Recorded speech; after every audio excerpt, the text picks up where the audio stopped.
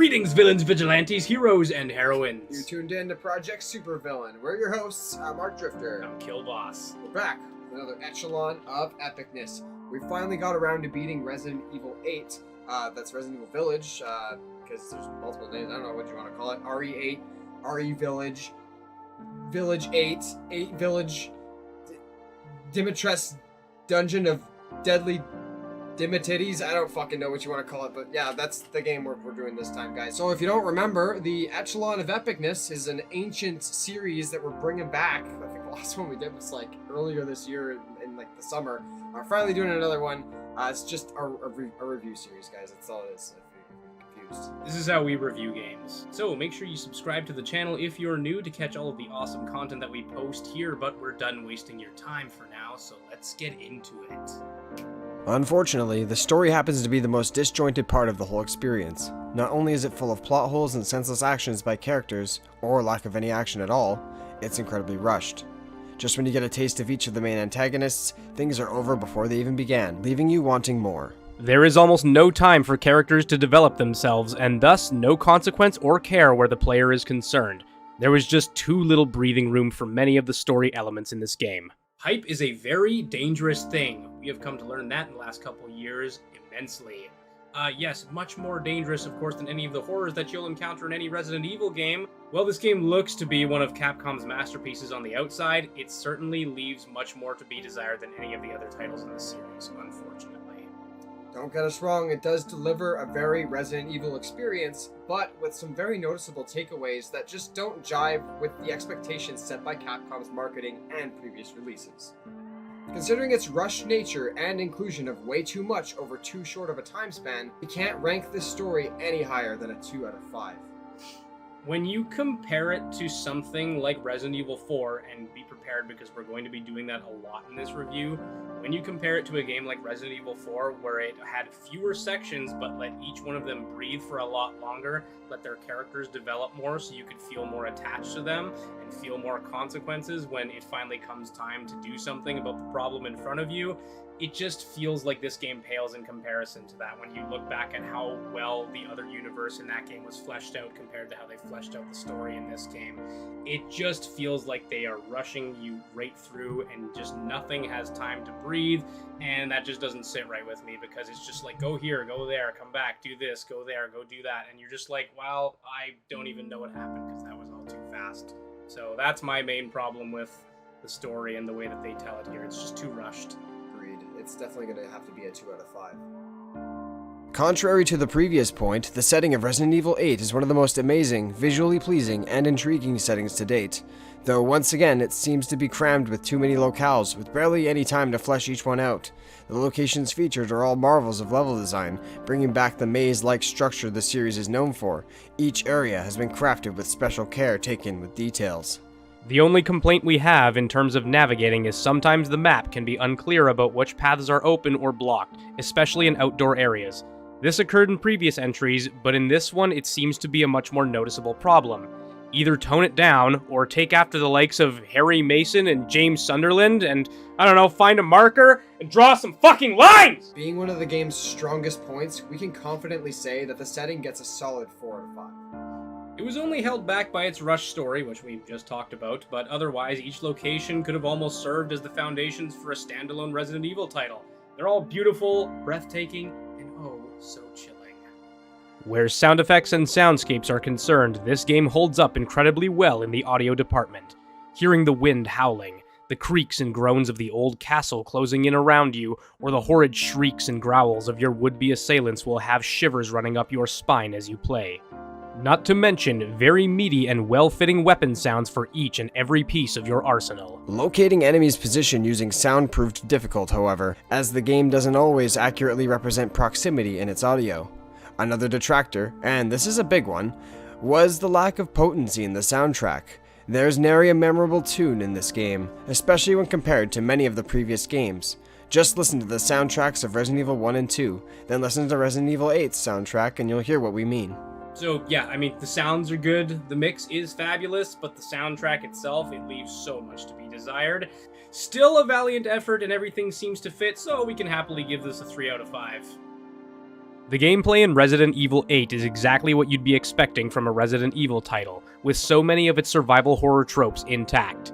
Taking a page out of Resident Evil 4's book, and rightfully so, there is a slightly bigger focus on combat this time around compared to the last title, Resident Evil 7.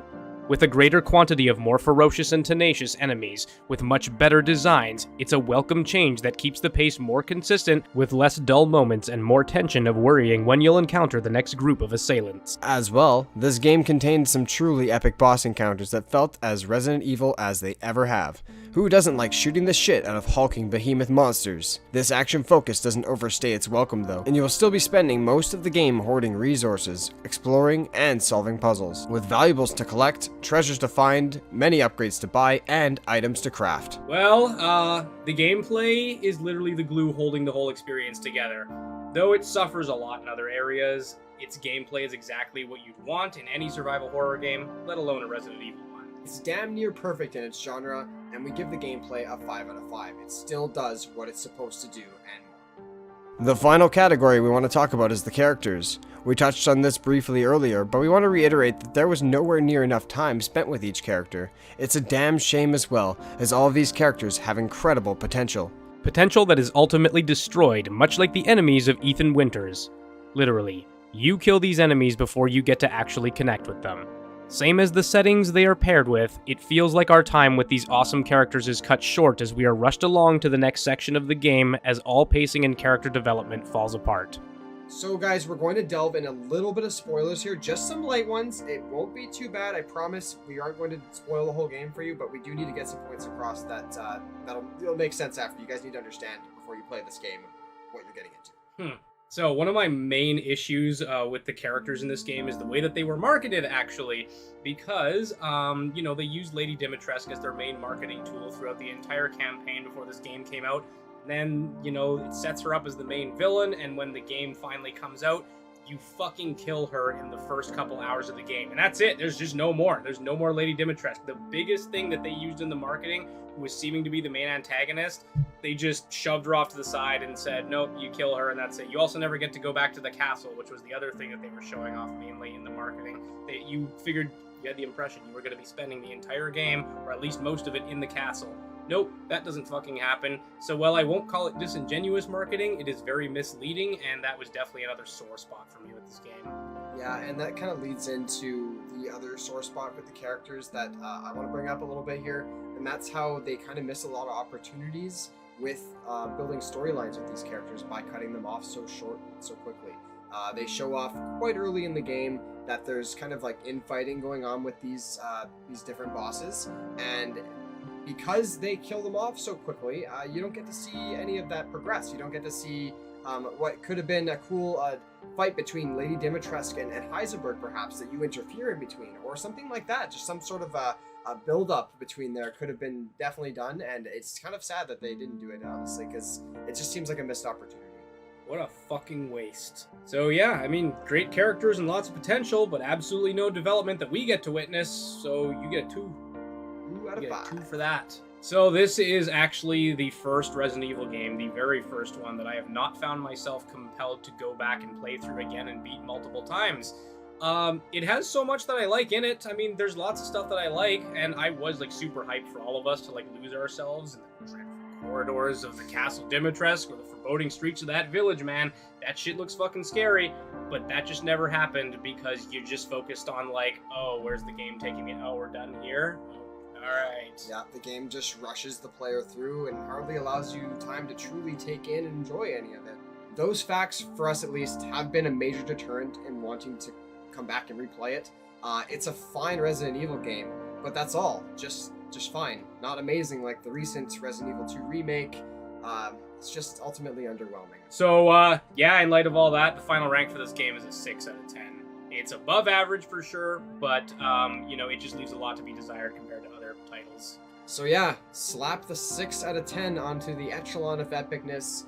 That's going to be the final ranking for Resident Evil 8. Now, that is a little disappointing. I was expecting a little bit more out of a Resident Evil game, but we'll just have to wait to see what they come out with the next time around, and hopefully it's a lot better, and hopefully they learn from these errors, and if they even understand these errors. I don't actually know if any of this criticism is going to get through to them, but we'll see. I don't actually know what other people are really saying about this game because I played this game and just that's it. I didn't look at other people's reviews. We gave you guys what we thought of it. So That's right. that's it though. That's going to be it for today's video. The Echelon of Epicness is closed for this evening. We are going to have to do another review another time soon. So if you liked today's video, make sure you leave a like. Make sure you subscribe to the channel if you want to see more stuff like this in the future. We do this stuff quite often. And we actually also have a Twitch page if you want to catch our streams. We are there weekly, usually around Thursdays and Fridays. So catch us, and we have a schedule you can check out in our social media as well. So that concludes this episode of the Echelon of Epicness. We will see you guys in the next video. So thanks for joining. Thanks for watching. Dismissed. Good show.